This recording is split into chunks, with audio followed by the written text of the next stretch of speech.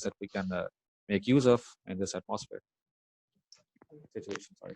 We'll move to Hira, and if she could share something for parents or students, we don't mind. Yes, I think sleep-wake cycle is very important because for younger children and for adults, because all the routine is being upset. School was the thing which was providing them the whole routine, and now this has to happen, this has to happen, we have to go for playing, the Maulvi Sahib will come and this and that. So these were the things which were keeping them in routine, and now nothing is there. So sleep-wake cycle is very important, whether the children are small or big, and every family member should be following the same sleep-wake cycle at least. This was my suggestion, the first one. And the second one was that please be positive, especially for parents, because the young children, they are learning whatever you are doing. They actually replicate you. So the best part is to keep yourself positive, and this will actually automatically transfer in children. And the third thing was, which was I was thinking, to keep them engaged in some constructive things, some painting, some different activities which can be done indoors. Or the people who have, the more privileged people, they have their lawns and everything, so they can play with their, children. So that in that way, they will also be, physically active. Because right now we were just sitting and doing things on our mobile. The screen time is being, Extended a lot. maximized. Yes, maximized. It has reached to the limits. Now the children are not only watching, they're taking classes. So it's more than 5 to 6 hours now. So these were the three things which I think should be done as far as the situation If gets. you allow me, I would like to add something here. Please. I hope you remember we had a discussion last time, and I shared the idea of gardening because I have myself practiced it for a couple of months now. It's actually not a couple of months, it's been a whole year that I've been doing the gardening in my own home. And believe me, it's very, very, very attractive. And it just doesn't attract the minds of the adult, it also attracts the children as well.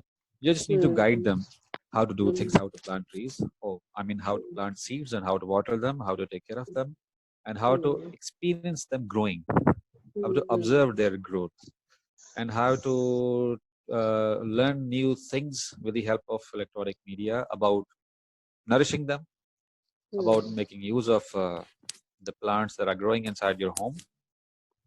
And one more important thing is that when you're growing trees or plants in your home, or you're doing gardening thing in your home, you also experience different kind of insects, different kind of small birds coming in your home and do the pollination. And it's very fascinating to observe this entire situation. So I would second the thought of Ms. Hira that these are some of the activities. It's actually one of the activities that can grab the attention of young children or anybody who is inside the home, and actually keep them away from the useless screen time that they are spending without any particular objective or without any particular ambition. So if you are doing things physically in your home, specifically related to gardening, I would say this is going to really give a lot of benefit, mental benefit and health benefits to the entire family. Wow. I think on this feedback, I think I was just reflecting that this pandemic, this COVID-19, despite it's a very dangerous thing, but it has given a lot of opportunity to people like us, because we have seen the world from one lens, and now we are seeing the world from the other lens. What kind of opportunities this pandemic has given to developing countries like us? True, very true. So what comes to your mind if I'll ask, what kind of opportunities have you received from this pandemic as something positive, which we've been asking them to change, to be compatible with modern time, but we were not ready, we weren't ready, we were not willing to get ready. But now the time has forced us to get ready. I somehow have started to have a feeling that probably this is some kind of a conspiracy theory, or that there are some forces in the world that are trying to push the entire population, the global population, towards electronic lifestyle. Like some people used to say, it's also one of the parts of the conspiracy theory that the Jews or the Zionists are trying to bring the entire business of the world or shift the transactions, business transaction from physical give and take to electronic give and take. So electronic currency was a term used by them. So it somehow gives me a feeling that there are some forces which are trying to push us to switch ourselves to a completely different and new lifestyle, which could be recorded on screen, which could be kept a complete check on, and by the help of which we could be involved in a network which could be monitored or supervised by some invisible forces. It might be wrong, I might be wrong, but this is just a feeling that I'm having right now about this entire online thing. You're talking about George Orwell's Big Brother is watching us. Yes, we That can say. theory. Yes. But at the same time, we also are having some benefits of this thing as well. We are having new opportunities to learn things in different perspective and different styles, and we are in a position to save time. We are in a position to not waste it the way we used to waste it in our traditional classrooms or universities or schools or colleges. And we are having a very controlled and cautious understanding of how the situation should be working right now. Right? For example, if we are having a meeting, if we were sitting in a hotel or doing the similar kind of a conversation in some other atmosphere, we probably could not have had an idea about managing time.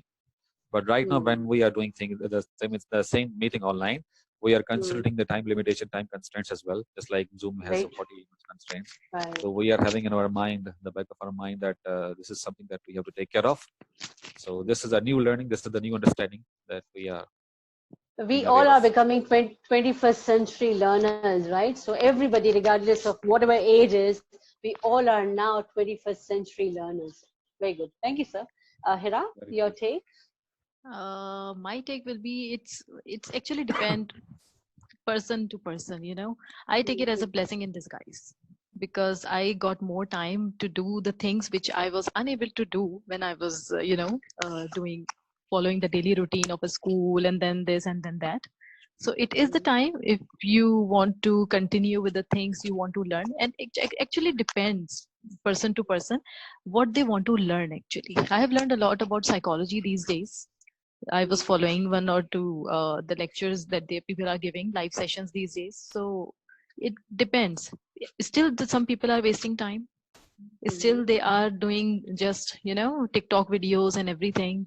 I got hundreds of TikTok videos in a day. So people have more time to do these kind of stuff also. So it depends if a person is taking it as an opportunity or is just a time pass. It's talent acquisition also, right? They are showing the talent through this, right? Yeah. Yes. And it has taught us that every person should be computer literate now. Yes. Illiterate person has no business in this new world. The people who were doing online business before, they are flourishing. And the people who were, the shopkeepers, those who weren't able to do anything. So education, computer literacy, and everything has become more challenging. And this is a kind of a survival to the fittest thing, the Newton law. So we have reached to that point. So whoever is fit, more attractive, grabbing the attention, online doing. Yeah, sorry, Charles Darwin. So it has become like that. So if you think it as an opportunity, it will become like that. If you think it as a lockdown situation is worse, people are having anxiety attacks these days. So it's just a game of mindset, I guess.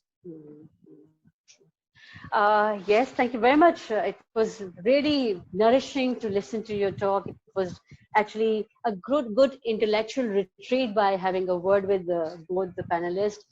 I really appreciate your time. And yes, we are reaching to a beautiful conclusion that in order to be relevant, in order to be relatable, in order to be realistic, we need to actually equip ourselves with 21st century learning. And if we'll do that, we'll be able to have impact not only on ourselves as teachers, but on teachers and learners and teaching and learning process. Thank you very much for your time. Inshallah, we'll meet next time as well. Bye-bye. Take care.